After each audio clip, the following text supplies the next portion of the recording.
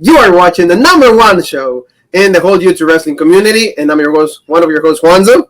And I'm your other host, Jean-Paul Leck. And together we are Rope Break. And it's been a freaking long time. It's been months since we've been able to say that on AEW Dynamite, All Elite Wrestling. The last time that we actually did, both of us on Dynamite was Brody Lee's tribute show.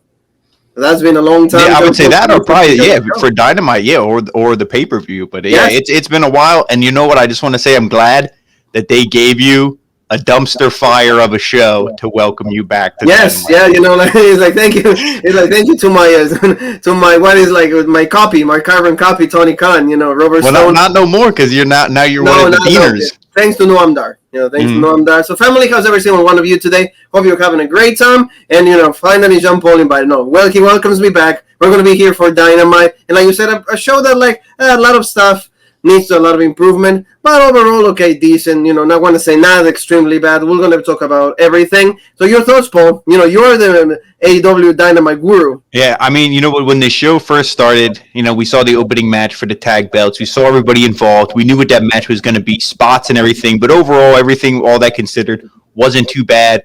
And then the show kept going on. You're like, okay. But then once we hit, I feel, 8:45, 9 o'clock for the rest of the show, I just couldn't get into it, and it was even the matches, the big advertised matches, Matt Hardy versus Darby Allin, and Chris Jericho, Dax Harwood. It's just everything that they do on paper. Those look good, but then when you watch it and you see how they execute it, it's just not very good at all. So the only one thing that I will also reiterate that you always tell me is main events, everybody comes out. Can we just have a 1-on-1 championship match? No. Nope. Do you know what show you're watching? Come on. Don't ask stupid questions like that. It is true. So family, thank you for being with us, for the subscriptions, for comments. Whether you like it, you dislike it, please comment. Feel free. We don't we don't discriminate anybody. We just love every single one of you for just taking the time to say a comment. Don't forget, NXT moved to Tuesdays. So it made the show debut. We liked it. We didn't like it. The best part is Kushida is the brand new cruiserweight champion, and these girls had a good moment because, like Jean-Paul mentions, WWE in most occasions they want to deliver moments rather than good wrestling. So there you go. Every single girl has a championship on NXT, and on the main roster and on NXT. And the picture right behind you guys is the picture without the championships. It's a good moment for these three girls. Oh yeah, NXT they like to they like to focus on moments. AEW likes to focus on spots. Does any wrestling show like to focus on wrestling? Yes, yeah. We're watching the wrong things here, Paul. Exactly, I think so. A lot of things happening on this show. Also, Karrion Kross cut a promo. A lot of good stuff. Also, Kyle O'Reilly will be back next show. Also, Frankie Monet debuted it. And that was the biggest thing for me. See Taya Valkyrie, Frankie Monet on NXT, and I'm excited to see where she goes because we make jokes, we pick fun and everything, but legit NXT probably is one of the most deep and solid women's divisions. She'll fit in great there, so I'm excited to see what they do with her. Exactly. So but please, check that out. Let us know, like it, dislike it. Please, open up your minds. Let us know how we feel about every single thing we say and do. So there you go, Jean-Paul. We're going to open up the show with AEW World Tag Team Championship match. The Young Bucks against Pac and Rey Fenix, the Dead Triangle. This was a good match, but there were a lot of spots that were unnecessary. The things that, for example, I think it was Matt Jackson that was doing the Ultimate Warrior coming back. I don't know why. And they're when they pace out the matches, I hate it because they do it just for the camera. It's they know their knowledge. They understand that they have the camera right on them, so they do stupid spots. I don't like that. If they will keep the match completely serious and hey, I want to beat you up, I want to take care of you, I'm gonna wear you out. I love it, but in some instances in the match, it's I'm just doing this to oh, look at me, I'm doing it. Hey, it's one. No, I don't like that. Well, yeah, and that's the indie bullshit that, a lot of people bring up is that they pander to the crowd. You don't see legit serious wrestlers, looking at the camera, looking at the crowd and pandering to them. Ric Flair did his strut, but that was to taunt the guy in the ring. That wasn't for all the fans in the audience. They popped for it, but it wasn't the intention.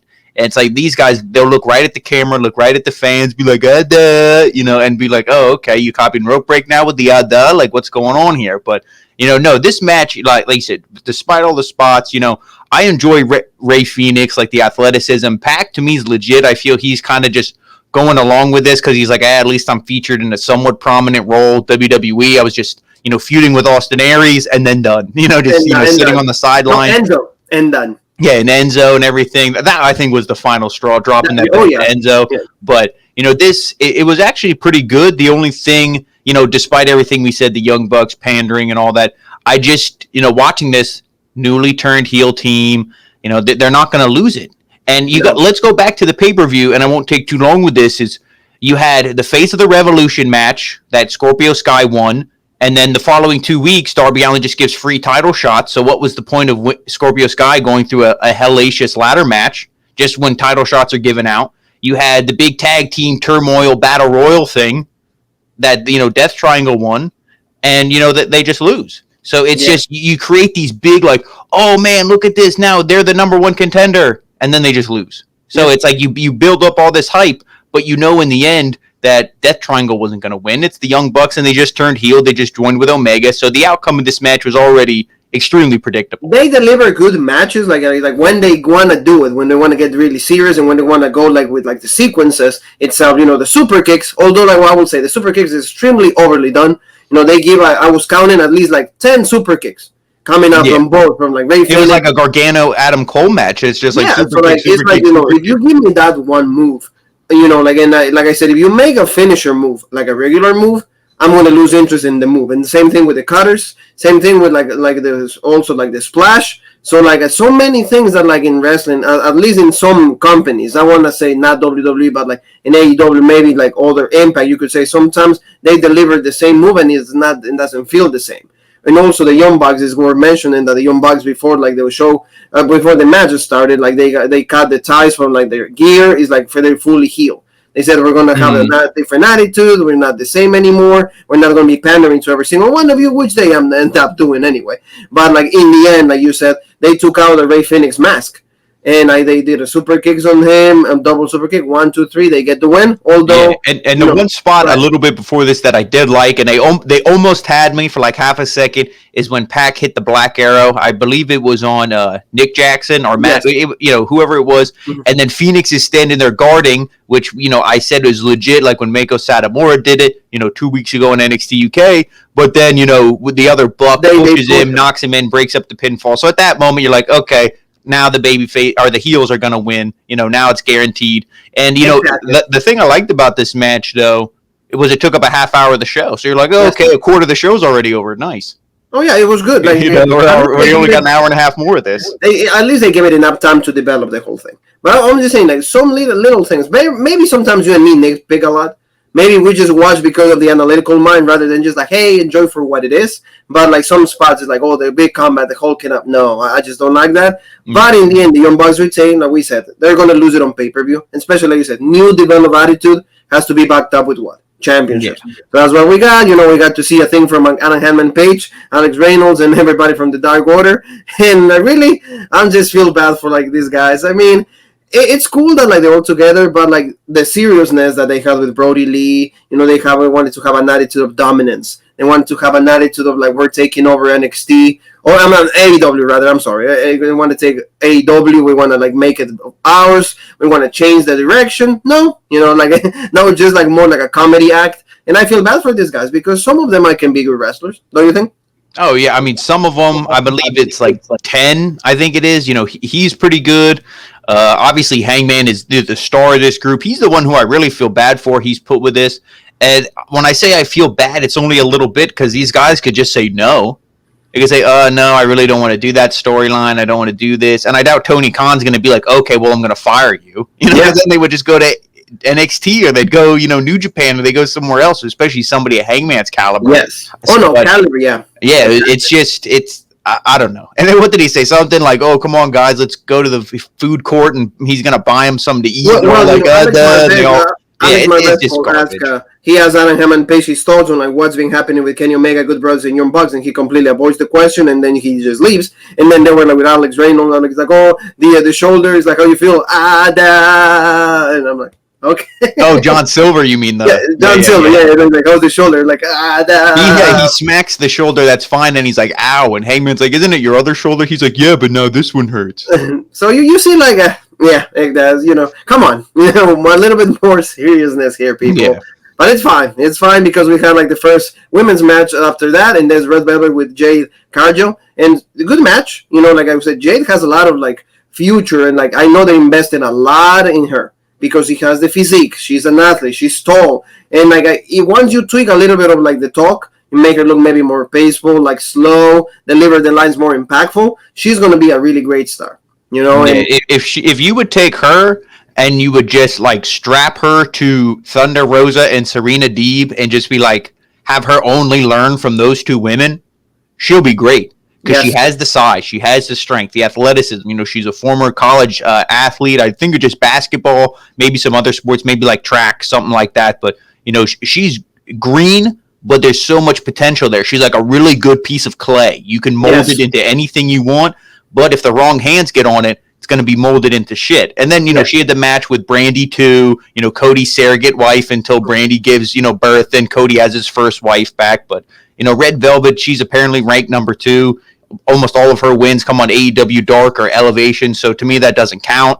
But, this was a pretty decent match, but it was like the match with Cody and Shaq, just taking out Cody and Shaq. Yeah, it was. Still the same winner, but it was all right. Jade got the win, which I think she needed. You got to keep pushing her. Yeah. Oh no. Yeah. Jade, like you said, like having her like with the veterans, like you said, with those two names you just mentioned, that will be good. Then she can keep learning. Maybe with Taz when it comes to the promo work. But like Jade, I know that like she's gonna be a big star in the next months. Like maybe like 6 months up to a year. But like she has the whole potential in the world. She delivers a pretty convincing, like Jaded. You said that's the name of the finisher, or the Glam Slam for like the WWE fans right there. And she got the win. And Red Velvet, there was no way that she was gonna win.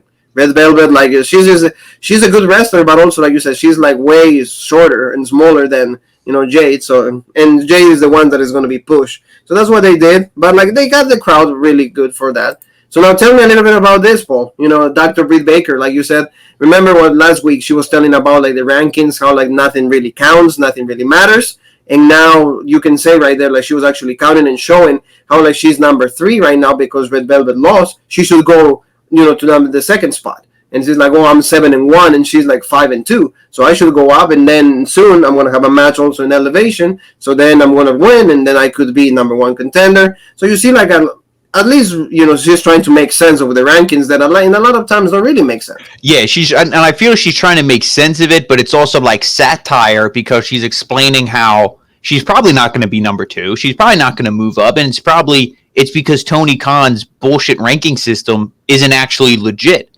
It's not like an NFL or, even like soccer, baseball. It's not like any actual professional sports ranking systems where everything is consistent.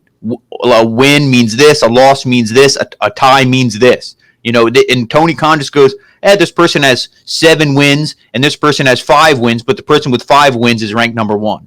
Yes. How does that even make any sense? And also, like you mentioned, they force you to watch all these shows. It's like, really? Am I supposed to watch like 4 shows in 1 week just from one company? And also those shows, Elevation and Dark, I believe are only maybe like an hour and 15 minutes long. And there's 14 matches on some of these shows. Most of them are over 10 matches. The quality of those matches can't be good. No, Dark Paul is like even longer than that. The Dark is like 2 hours or something. But because there's so many matches, then, I mean, maybe the match is better. But who's going to watch that? No. And then you're going to go watch Dynamite. No, I don't think that anybody does that. Unless you're producing the show and maybe that's part of your job. I understand that you do that, but I don't think that like you're just supposed to watch every single thing so you can find sense in those rankings. They're supposed to make it a lot easier for you every single time that you just check. Oh, okay, it makes sense right away. So I can actually get invested one more time or get hooked.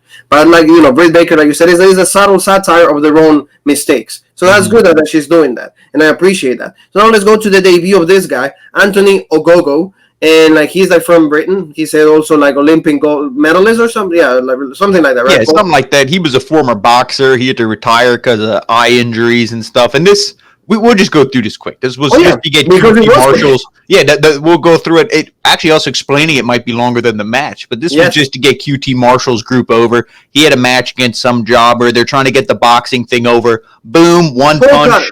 Cold cutter. There you go. Everything in TKO punch, done. Yep, done. So I mean, this is good. This is at least good to get the group over. But it's like you're already, it's too late. This is how you should have built this guy before QT formed his group. Then it's like, oh, what's QT Marshall? He's checking this guy out. Oh, okay. And you plant the seeds. Like they book everything backwards on this show. Sometimes, yeah, it's true. And like I said, but at least, the punching, and you said they're using the boxing background to just show that the guy, like his punches are completely lethal. So, like that's how that they did it, and good for the guy. We'll see what they keep doing. He got also the Bailey's ex-boyfriend, so he was his part also of the group. He reminded me of Bo Dallas, just the way that he looked and everything. So we'll see what happens, but too many staples maybe on AEW. Oh, way too many. Like a lot of people, and how can you book the one good and the other one bad? Or you create a group to just lose. So it's again another situation where they book themselves in corners that are really hard to come out of. At least this guy is listening to Corny. At least he understands that it doesn't matter how upset he is or how many times he can make spelling errors when he delivers the Twitter or anything like that. At least he's finally serious. So I think that it doesn't matter how many wars you can have with Cornette. It doesn't matter how many back and forths. It doesn't matter how all those things. In the end, you gotta listen to the guy because the guy has the knowledge. The guy, created a lot of things in wrestling, or was able to show everybody how you book something. And then finally, Miro is actually without Kip Sabian. He says that he cannot find the guy, but he also says that he's actually coming for gold this time. So he actually looks serious now. So I like this. Yeah, this promo was great. He's like, Kip, I haven't seen you since the Arcade Anarchy match. What's going on? He's like, you know what? I don't really care where you are because you're just holding me back. So with or without you, I don't care. I'm going to, keep winning and just pretty much be more serious. We saw this. He wasn't out here in the pink Mickey Mouse shirt. Nope. He looked like Rusev, how he should have been portrayed.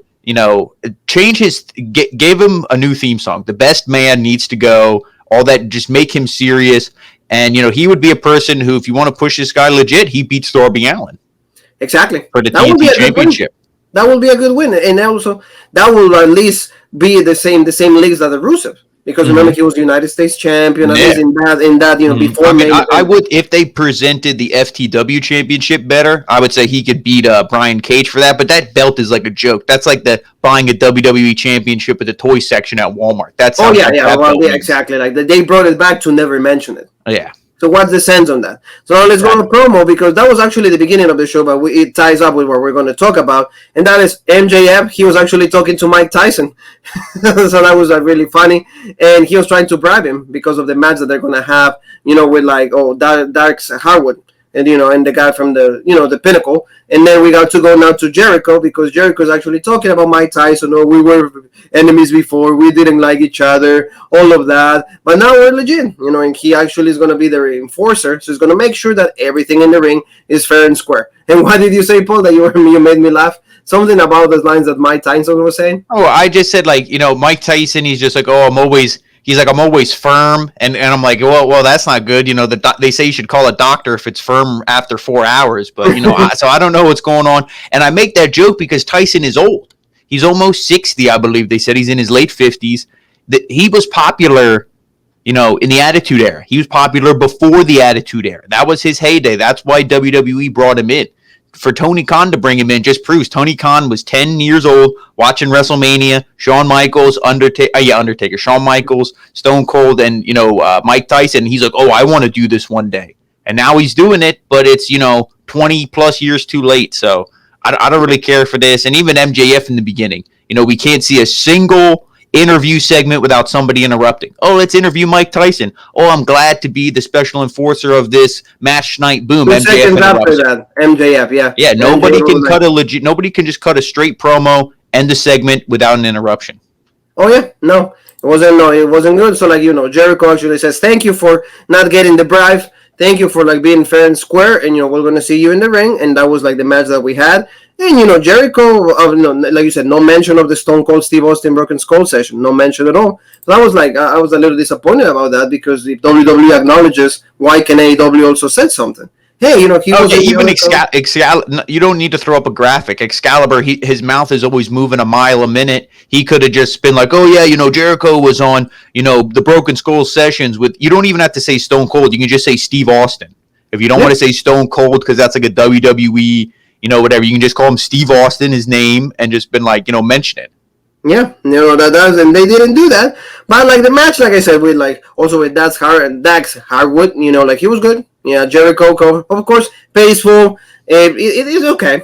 His moves still come out good, like you said. Like he always remember what you used to use the analogy with, like Dustin Rhodes. Same thing with Jericho. The moves that he knows how to do, he delivers well. And Dax, sometimes the lion salt, not so much. Maybe you should lay off the Wendy's Baconators, and then he could probably do the lion salt a little better. But Dax is so good, and if there would have been no Mike Tyson, no Sammy Guevara, no Cash Wheeler, if it would have been these two guys and the ref, this match would have been great. Yeah. But that's not how it went down, and that's what kills it for me. So everything they did that looked good, to me, it doesn't matter. It all matters just what the end of it was. And that was Paul mentions right there, the knockout punch onto Cash, and then of course Jericho used all the chaos that was happening in the ring to deliver the Judas effect. Because everybody ran out. I believe Pinnacle ran out, Inner Circle. Everybody was out there, and I think it was Sammy Guevara. He jumps up on the apron, causes a distraction, which is a heel tactic for the now babyface team. Dax was distracted. Jericho was able to hit the Judas effect. So, no heels, no baby faces. And this show is just, it's not good. Yeah, like you said, Jericho gets the win. So, the Inner Circle is one step up in what's going to be the Bloods and Guts match. So, and also he officially welcomed Mike Tyson as part of the Inner Circle. And how does this, and I'm going to ask you a rhetorical question because I already know the answer, but how does this get a new group like the Pinnacle over? Oh, yeah. You debuted them. They beat up the Inner Circle. It should have been them running AEW for a month, month and a half. Then the Inner Circle comes back. Okay. Not 2 weeks, and then they embarrass the Inner Circle, embarrass Pinnacle. Now they beat them here. See, if it would have been Dax would have beat Jericho, then it would have been okay, whatever. They get their big... The Inner Circle should have only went over and won a match at Blood and Guts. The fact that they're winning here and making the new heel group look like idiots just kills all the momentum that they even had. It does. It does kill it. So we'll see what they do. Maybe the match at Bloods and Guts and Pinnacle, they win. Hopefully, because that's at least the bigger match. So that's the match that everybody's going to be. That one counts. So maybe if they do that, at least the group is not. But they're giving that away on free television, not pay-per-view. You're not going to have to pay to see the Blood and Guts match. Not that Rope Break pays anyway. It's just a stupid business decision. It is in a lot of ways. Wait till there's also the pay-per-view and then you do it. But like you said, there's sometimes that booking. There's no long. Well, see, that's the problem. The pay-per-view is 2 months away, and Tony Khan doesn't know how to book a feud for 2 months. Yes, exactly. So that's a problem. They have issues that they can fix. But there you go. Let's talk about Thunder Rosa. She's actually calling Hikaru Shida. Also, she is calling now Serena Deeb. She says she's going for both titles. She said Thunder Rosa's back. And I'm going to get both of the titles. It's I'm ready to get my championships, back again. Mm-hmm. Especially the end of wants to rule the world or something like that. She said Thunder Rosa is a breath of fresh air on this show. Legit wrestler, good promo, and I'm excited to see this. If she would be double champ, I don't see a more deserving woman on this roster than her to be a double champ like that. Yeah. To come out with both belts. I mean, that would be badass. Even if they would do a triple threat. Do a match that both titles are on the line in the same match. I mean, that would be cool. But, Thunder Rosa is great. And, she's a woman I wish would have maybe went to NXT or, right to WWE, would have been used better. But maybe she wouldn't have been used better. We never know. Because, remember how Andrade compares all the Mexicans saying that. But I just think she would have been able to have better matchups. I'm not going to list all the names. We all know all the legit women in NXT and WWE. She could have had better matches there. Yeah. It's absolutely right. Yeah, so at least maybe a good feud here. You're mentioning good feuds for Thunder Rosa. It could be this one. Chris Statlander is back. in ring return, right here we got to see it because she came back last week for the arcade match, and now she's friends with like the best friends. So like I don't know how that came about. I don't know why was that put together like that. But anyway, she comes out even with the theme song. Like I have this "Where's My Mind" by the Pixies, and she goes against Amber Nova, and it was just a show to just showcase Statlander. That was pretty much what it is. Yeah, that's all this was, and I was fine with it. I'm actually a fan of Chris Statlander. She's not the best wrestler. She's not like, she's not a Britt Baker, not Thunder Rosa, Serena Deeb. She's kind of in probably like the level or two beneath them, but she's another one who, if she, has the right teachers, learns from the right people, she can be something good. But pairing her with the best friends, I feel, only brings her down. Yeah, because it's like, why does everybody need a group? That's like, oh yeah, you see the Bunny going against Ty Conti last week or 2 weeks ago, whatever it was. And Matt Hardy's whole crew is out there. It's like, can we just have a one-on-one with only, 2 wrestlers out there and a ref? Yes. No. Yes, and that's a problem. Like you said, that's a big problem. And also, like, how about like the wrestler itself saying, "Hey, how about like if I just come by myself?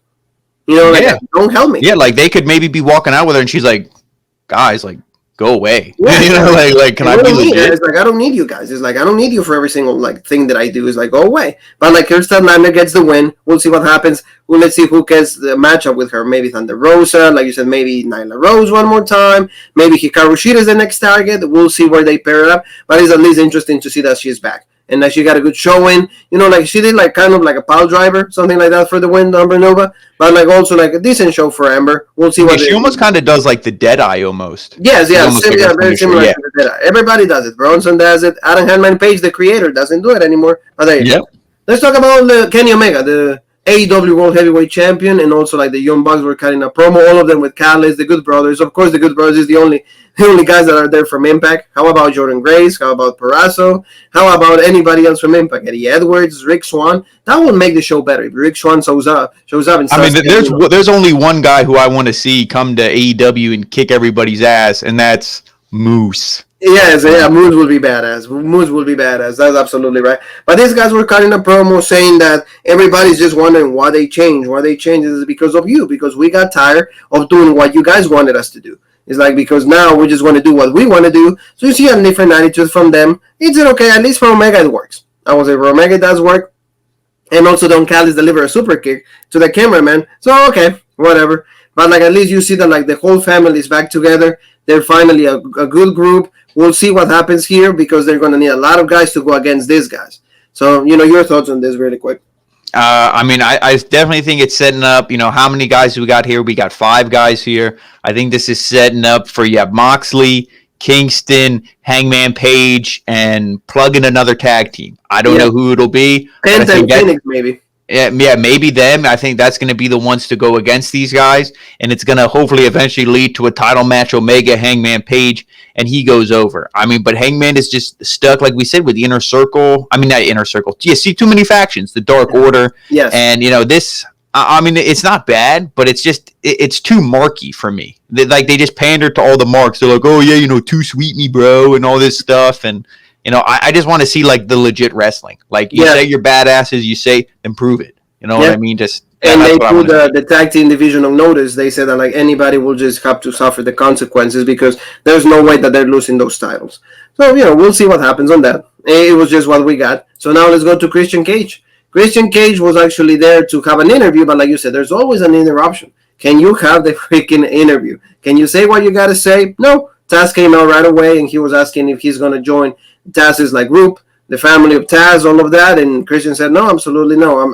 He's the only one that says, I don't need a group. I came here to win championships, not to join groups, especially groups that are crumbling down. So like then, right there, you can see that also Rick Stars, like Brian Cage, and of course, this guy that is going to have a match with him, and that's Powerhouse Hobbs. He starts attacking Christian. So, actually, he had a Hook, and it was only just Hook and Hobbs because he told Ricky Starks and Brian Cage, he's like, you guys are both being kind of bullshit, instigating, just stay in the back and everything. Yes. And this, but see, the problem is we've seen this feud before. Oh, hey, Darby, you're doing this kind of bullshit. Let me help you out here. No, I don't need your help, Taz. Oh, well, now we're going to feud with you. Hey, Christian, blah, blah, blah, join with me. Let me give you help. No, Taz. oh, now it's a feud. It's the same story. So I'm not interested. Christian, why hold up the belt with Omega if that's not going to be your next program? Yes. Yeah, exactly. There was no. That's my thoughts on this. So. Yes, exactly. Not really good. Not really good, but at least we're gonna see this match happening because next week on Dynamite the card seems a little decent. On paper, like you always says, on paper it looks good, but we'll see how they deliver that because we're gonna see Ricky Starks going against Adam Hangman Page. That's gonna be a great. match. No, this there's no way. Ricky Starks is legit. Hangman always delivers decent matches to great matches. So I'm looking forward to this. Exactly. That is going to be great. We're going to see also Trent against Penta. This is going to be match quality because Trent is pretty good too. You know that. Like he's been out of the three of them, probably he's the best wrestler, the most technical. Trent going against Penta. Penta can always delivers a great match. So hopefully Penta goes over on this because then I will be really upset because the guy was a former world champion and he cannot even beat Trent.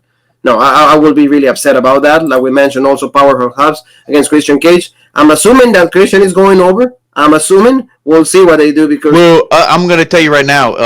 I'm going to bet all my action figure collection that the rest of Team Taz comes out during this match and causes some kind of DQ or some kind of attack or something. So that's a pretty safe bet. I'm not afraid of losing anything.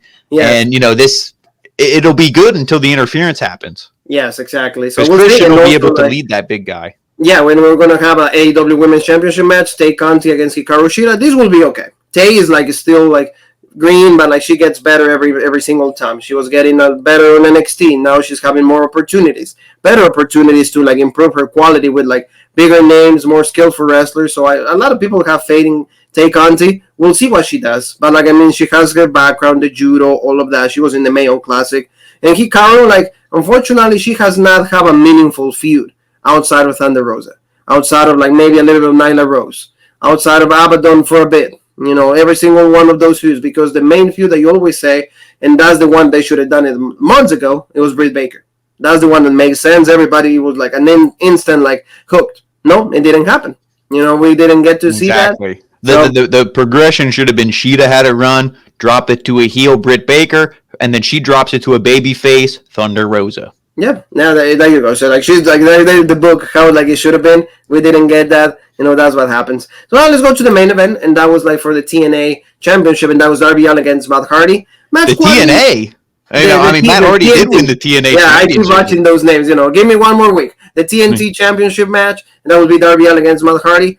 Good showing for both guys. Unfortunately, like you said, there always has to be interference, and you have one match, and then you kind of try to plug another match. So I don't know why is that. Why is that needed? That there always has to be interference, from every parts of the ring. Even you can see them from afar that they're going to start to interfere. Can a match be just singles and without interruptions? That's at least something that in WWE is not happening as much. And we're not comparing, but at least the one when there's no need for an interference, you don't do it. And here you do it every single time. Yeah, and it's not one thing where it's okay, we see it maybe in one match every week, maybe different people, different whatever. It's almost every match on every show every week. And it's just, like I had said earlier, Scorpio Sky wins a ladder match to have an opportunity to challenge Darby Allin. And then the following weeks, he just gives out title opportunities to anybody. Yeah. JD Drake, who the hell was that? I don't know, but he got a title shot. Matt Hardy jumps him after this match. They beat him down. And then, after that, there was no repercussions. They went right to a video package for the main event. We didn't see anything. Then all of a sudden, Matt Hardy versus Darby Allin for the belt. Is it going to be me next week? I don't know. You know what I mean? Maybe Tony let Thomas me get the picture right now. Let me check. No, he didn't. Let me get the picture so I can just put it up. We can plug you in.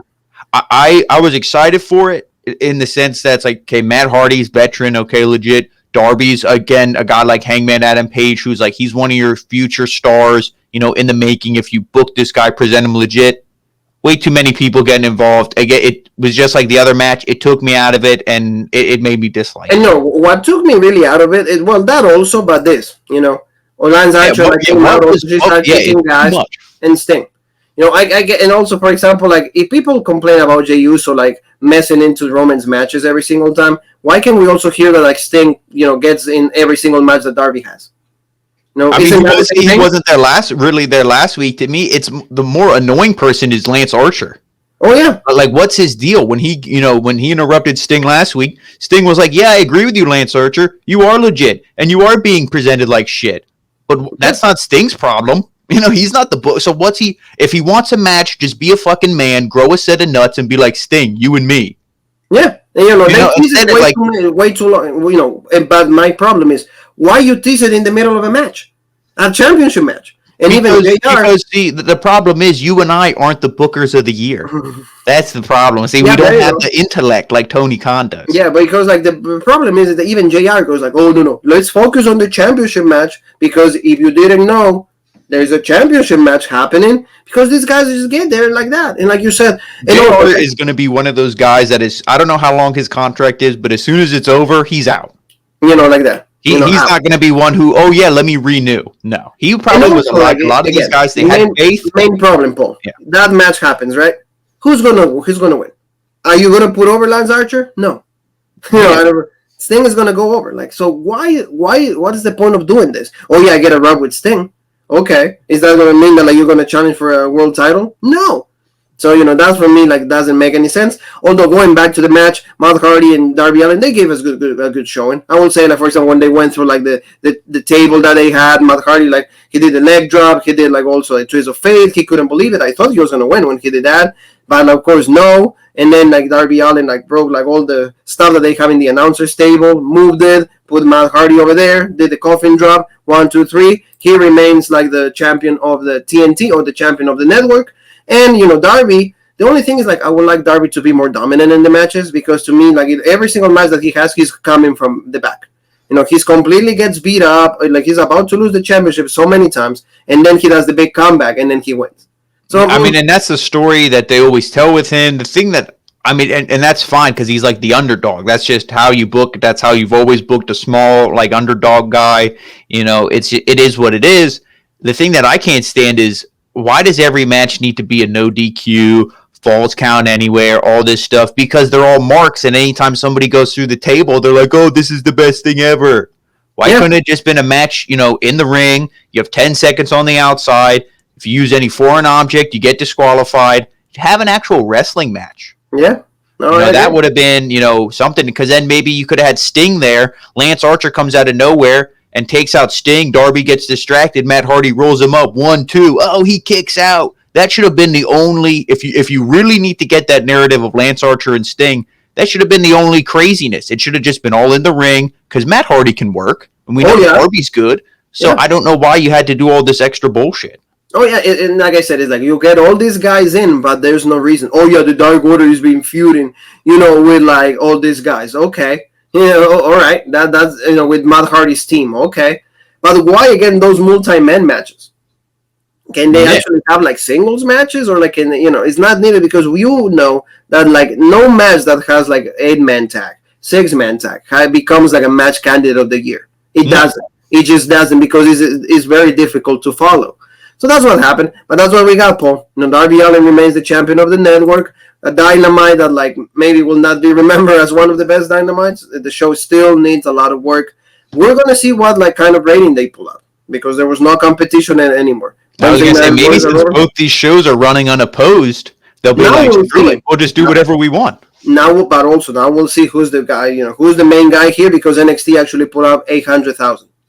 It was actually very good. You saw for us the show wasn't extremely great, but at least the numbers are there. So we'll see what this one does because now there's no competition. There's no excuses. So either you improve it or you go, backwards. So we'll see what happens, family. But that's the review of AEW Dynamite. Hope you guys enjoyed it. Don't forget to subscribe. Hit that bell for notifications. Also give the video a like so it gets higher in the rankings. And tomorrow we have NXT UK, an hour of the best wrestling right now in the professional wrestling world. Where else can they find us in social media, Paul? And to make sure to follow us on all the social media so you don't miss a thing. And that's Rope Break on Facebook, OG Rope Break on Twitter, Original Rope Break on Instagram. And, of course, right here for the meat and the potatoes on YouTube, the home of the #1 podcast in the YouTube wrestling community, the Original Rope Break. So tomorrow, NXT UK, family, we'll see you then. You and me have one more thing that is left to say, and that is...